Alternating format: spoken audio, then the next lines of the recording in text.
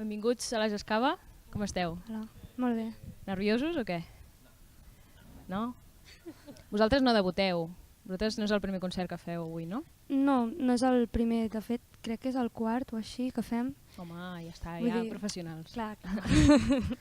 Però sí, n'hem fet algun per Matadepera, perquè som de Matadepera. I pues, l'últim que vam fer va ser el Casal Popular Espins i també vam fer una aquí a Terrassa al Campalet per la festa major de Campalet. Molt bé. Dèiem. I sou de Matadepera i veniu als Bucs? Sí, bueno, ens els va ensenyar el Pons, que és de Terrassa. Val. Micro. Sí, bueno, jo soc d'aquí a Terrassa i ja havia anat algun cop allà als Bucs a mirar aviam què era i bueno, per conèixer una mica i res, doncs quan vaig entrar al grup els hi vaig comentar, no, d'anar a assajar allà, que estava bastant bé i vam anar i mira, ho vam freqüentar. Però això demostra que realment en teniu ganes, perquè si heu d'anar, Sí, que assageu cada setmana? Sí. Cada setmana fer el trajecte per assajar. Molt bé, això demostra molta iniciativa. I a més sou superjoves, no? M'han dit. Sí. Quina edat teniu més o menys? Al voltant dels 16-17. 16-17. Sí. Molt bé. I quan vau començar a tocar?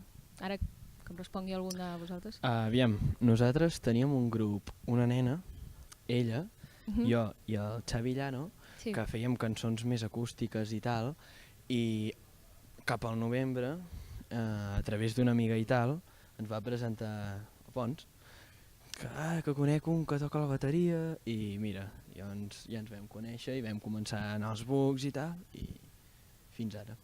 Molt bé, i tu tocaves abans ja per tu sol, feies classes? Sí, esclar, bueno, jo ja deu fer uns 4 anys que toco la guitarra o alguna cosa així, i bueno, teníem un problema que era que no teníem baixista i ella, que és la cantant, li vam dir apren a tocar el baix i ara és la baixista. Això mola. Sí, ja el va aprendre a tocar.